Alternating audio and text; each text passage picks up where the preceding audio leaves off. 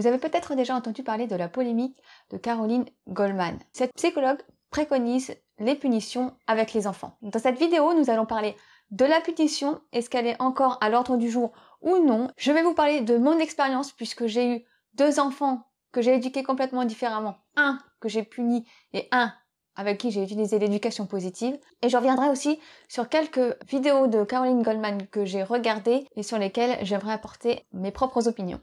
Eh bien, c'est parti!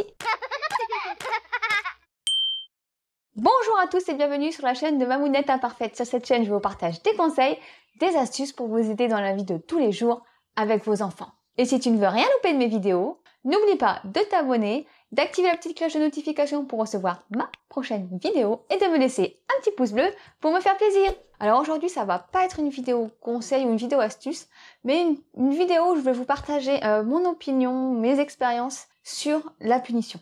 Alors d'abord, je voulais revenir sur mon expérience avec mes enfants. Parce qu'il faut savoir que j'ai un enfant de 8 ans et un enfant de 2 ans et demi. Et mon premier, je l'ai éduqué de façon, excusez-moi, traditionnelle. C'est-à-dire, comme on éduquait moi. Et donc, il a subi les punitions, les cris. C'est-à-dire que quand il était petit, je n'avais pas du tout d'outils pour éduquer mon enfant. Et j'étais absolument, complètement perdue. Donc, j'ai fait beaucoup de choses que moi j'avais vécu quand j'étais petite, ou que j'entendais autour de moi, il faut faire ci, il faut faire comme ça, et qui malheureusement n'étaient pas des bons conseils. J'ai déjà pris mon enfant, l'enfermer dans la chambre, et puis tenir la porte parce qu'il hurlait derrière en lui disant « Oui, mais si tu te calmes, j'ouvrirai la porte. » Maintenant, je me rends compte que c'était vraiment stupide. Honnêtement, je vais peut-être être un peu crue, mais maintenant, quand j'y réfléchis, je trouve que ce comportement est stupide. Comment voulez-vous qu'un enfant qui est en pleine crise arrive à se calmer tout seul dans sa chambre? Par quel moyen? Parce que si on lui explique pas comment se calmer, alors que tout ce qu'il a envie, c'est de sortir d'une pièce qu'on l'enferme. Si on vous enferme dans une pièce, je pense pas que vous vous sentirez très bien. Vous savez qu'une envie, c'est de sortir de cette pièce. Eh bien, c'est pareil pour les enfants. Et alors que tout ce qu'il avait besoin, c'est d'un câlin. Et moi, je l'ai enfermé dans la chambre. Alors oui, j'ai énormément culpabilisé. Mais je me dis aussi que j'étais vraiment perdue à l'époque, je n'avais pas les outils et je ne comprenais pas comment fonctionnait le cerveau de mon enfant. Et que heureusement, il m'a fallu du temps, il m'a fallu quand même 5 ans. Quand je suis tombée en fait enceinte de mon deuxième garçon, j'ai commencé à voir la parentalité autrement. Vous l'aurez compris, mon opinion par rapport à la punition est plutôt négative et je vais vous expliquer pourquoi. Alors je voudrais revenir sur les propos de Caroline Goldman sur une interview qu'elle a faite et aussi parce qu'elle est passée dans l'émission Les Maternelles. Je vais vous relire un peu les phrases qu'elle a dites pendant l'interview où elle parlait de punir les enfants donc dans la chambre, 1 à 2 minutes, on prend l'enfant, on le met dans la chambre, on ferme la chambre, etc. Alors, elle parlait quand même d'enfants de 1 an. Je sais pas si vous vous rendez compte un petit peu que l'enfant aille 1 an dans sa chambre, à 1 an on ne sait pas forcément déjà marcher, mais de mettre l'enfant pendant 1 ou 2 minutes dans sa chambre à 1 an pour qu'il comprenne. Mais à 1 an, un enfant, ça apprend la vie, ça ne comprend même pas tous les mots qu'on lui dit. On peut pas mettre un enfant tout seul dans une chambre à 1 an. Déjà c'est dangereux de laisser un enfant tout seul dans une chambre à 1 an. Sauf évidemment si c'est une chambre où tout a été sécurisé pour l'enfant. Mais même, vous imaginez votre petit bout tout seul dans une chambre à 1 an, lui dire t'as pas le droit de faire ça? Parce que la phrase c'était est-ce que tu as le droit d'arracher les yeux de ton frère? Non, tu n'as pas le droit. Alors déjà il y a 2 choses pour moi qui m'interpellent dans cette phrase. Le mot droit. Est-ce que vous croyez qu'un enfant de 1 an comprend ce mot? Bah non, un enfant de 1 an ne comprend pas ce mot. Et elle veut dire ça à un enfant de 1 an.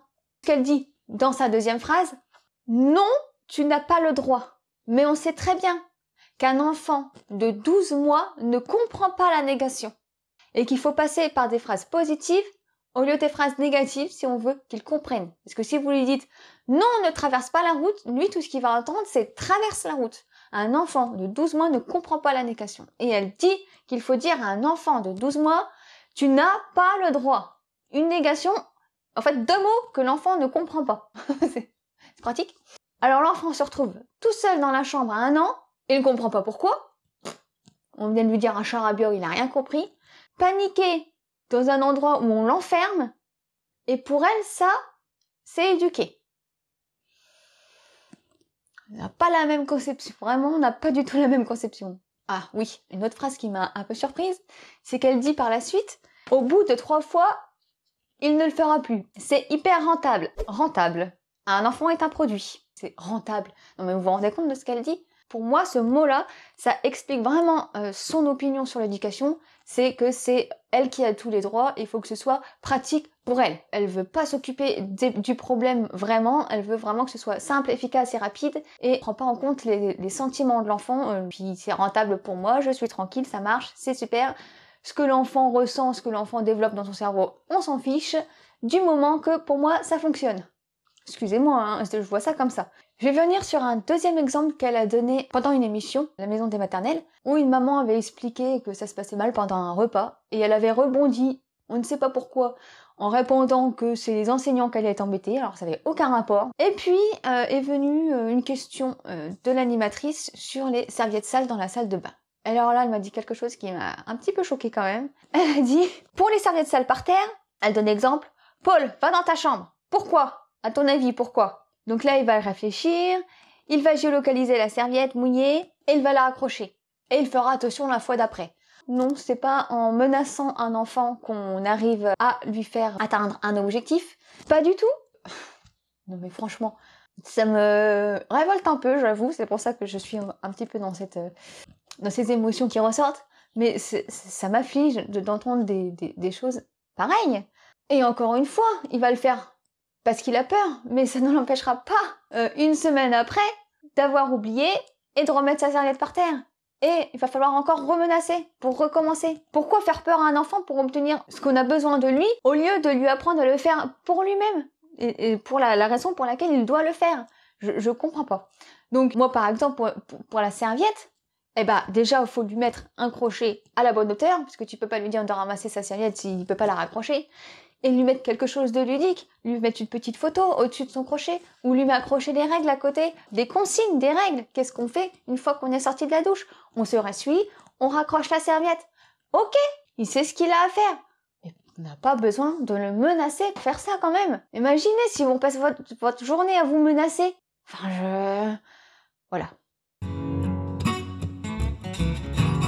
Eh bien d'abord, ça fait des années, voire des siècles, que les parents utilisent la punition, enferment les enfants dans la chambre. Est-ce que ça fonctionne?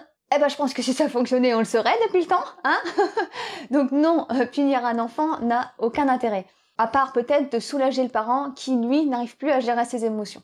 Je l'ai fait, j'ai vu les résultats, du moins je n'ai pas vu les résultats, et en fait, je comprends pas l'intérêt de punir un enfant. Ce que j'ai découvert avec l'éducation positive, c'est comment gérer un enfant qui est en crise, c'est-à-dire comment trouver le problème qui se cache derrière la crise et résoudre le problème. Et pas mettre le problème loin de moi, dans une chambre, pour pas m'en occuper.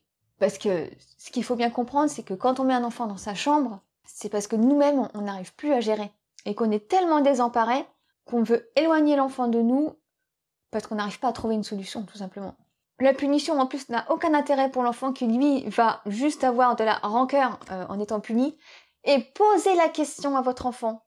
Enfin non, posez pas la question à votre enfant, parce que j'espère que vous n'allez pas le punir. Mais moi, la plupart du temps, quand je posais la question à mon fils, « Est-ce que tu sais pourquoi tu étais puni ?» Je voyais 2 gros yeux qui me disaient « Bah non !» En fait, ils ne savent même pas, souvent, la plupart du temps, pourquoi ils ont été punis. Et on les met dans une chambre, ou on les met dans un coin, pour quelque chose qu'ils ne comprennent pas. Parce que parfois, pour vous, c'est quelque chose de grave, ce qu'ils viennent de faire, mais eux se rendent compte. Mais eux, ils ne s'en rendent même pas compte. Pour eux, ils n'ont même pas fait une bêtise, en fait. Et on les met dans un coin et ils comprennent pas ce qui se passe. La seule chose pour moi qui permet à un enfant de se calmer, et que d'ailleurs je vais essayer de mettre en place également, c'est un coin dans le salon, ou un coin chaleureux, avec un petit canapé, un petit fauteuil, un petit endroit, des petits coussins. Quelque chose d'agréable, avec des outils pour apprendre à se calmer, une petite bouteille de retour au calme, un petit sablier, un petit jeu de détente, ou juste apprendre à respirer, des petites cartes de yoga, un endroit pour apprendre à retourner au calme, à se recentrer. Parce qu'un enfant qui hurle, si vous l'enfermez dans une chambre, comment voulez-vous qu'il se calme tout seul? Il n'a aucun moyen de se calmer à part... C'est pas possible. Pour ma part, l'éducation positive m'a permis d'avoir plein d'outils pour trouver une solution adéquate à la situation dans laquelle l'enfant se met en colère, ou etc. Le problème qui se pose, c'est que Caroline Goldman parle de l'éducation bienveillante comme une éducation où il n'y a pas de règles, où il n'y a pas de limites, où il n'y a pas de cadre, alors que c'est pas du tout ça. Et c'est le problème qui se pose, c'est que énormément de personnes pensent que l'éducation positive, c'est dire oui à tous les enfants et ne pas mettre de cadre, ne pas mettre de règles. Pour ma part, quand j'ai commencé à mettre en place la parentalité bienveillante, j'étais un petit peu perdue au début, c'est vrai. J'ai mis quelques temps à comprendre comment ça fonctionnait vraiment et comment on posait des règles et on mettait un cadre. Le problème qui se pose, c'est que cette parentalité bienveillante, elle est basée sur le développement du cerveau de l'enfant. Et que la plupart des personnes regardent des vidéos pour avoir des conseils sans étudier le cerveau de leur enfant, sans comprendre vraiment ce qu'est cette parentalité bienveillante. Et ils appliquent des conseils comme ça, au lieu de l'adapter, de la moduler et de la transformer pour l'appliquer au quotidien avec ses enfants de la bonne façon. Vous voyez, c'est un petit peu comme ceux qui prennent des activités Montessori et qui pensent que la pédagogie Montessori, c'est une activité qu'ils ont trouvée sur Internet. Parce que y a de la manipulation, tout ça. Alors que rien à voir, en fait. La pédagogie Montessori, c'est une philosophie de vie, c'est bien plus que des activités.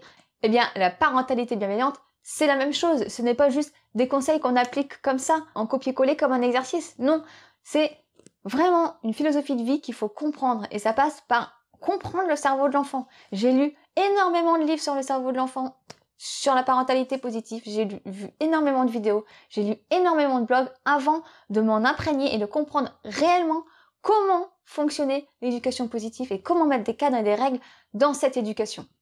Et le problème, c'est que énormément de monde font l'éducation positive sans savoir ce qu'elle est vraiment. Et ça se transforme avec des enfants qui, du coup, en fait, n'ont pas de règles, n'ont pas de cadre et n'ont pas compris le sens de cette éducation. Et pour en revenir à Caroline Goldman, je pense que c'est également le problème qui lui est arrivé. Parce que pour comprendre l'éducation positive, il faut la vivre au quotidien. Il faut l'avoir bien comprise et bien mise en place. Et comme elle l'a jamais fait avec ses enfants, elle n'a aucune idée de ce qu'est l'éducation positive et tout ce qu'elle voit, elle, c'est des enfants qui arrivent dans son cabinet et qui n'ont pas de limites. Et du coup, comme il y a eu un engouement sur l'éducation positive, tous ces enfants, elle les met dans la catégorie de l'éducation positive alors qu'ils n'y vont pas du tout. De ce fait, elle préconise non pas une méthode mais un seul outil, hein, parce que mettre dans sa chambre c'est juste un seul outil qu'on fait déjà depuis un siècle et qui ne fonctionne pas, à tous les parents. Et malheureusement, tous les parents qui ne comprennent pas l'éducation positive parce qu'ils n'ont pas été assez creusés au fond de cette méthode pour en comprendre le sens, eh bien se disent « Ah bah ouf, oui, moi ça n'a pas marché, je comprends pourquoi maintenant. » Enfin voilà quoi. C'est quelque chose qui m'énerve un petit peu au quotidien et j'espère que mes vidéos pourront aider les parents à comprendre mieux cette éducation positive qui a littéralement changé ma vie depuis 3 ans et la vie de mon garçon. J'arrive enfin à comprendre ses sentiments, enfin à comprendre ce qu'il ressent. Et c'est un vrai soulagement parce que je ne savais pas comment faire avec lui quand il était petit. J'étais vraiment extrêmement perdue. Je me posais énormément de questions. Je savais qu'il y avait quelque chose derrière tous ces comportements, mais je ne trouvais pas ce que c'était. Et grâce à l'éducation positive, maintenant, je sais. Et je suis soulagée d'avoir découvert cette éducation avant la naissance de mon plus petit. Donc voilà, je ne sais pas du tout ça fait combien de temps que je blablate, mais je pense avoir exprimé tout ce que j'avais besoin d'exprimer. Ça fait du bien. Et voilà, pour moi, la punition, c'est vraiment pas utile. À vous de vous faire votre propre opinion de la punition. Pour ma part, je vous ai donné la mienne et j'espère que ça pourra vous aider. On se retrouve très vite pour une nouvelle vidéo. Je vous attends. À bientôt.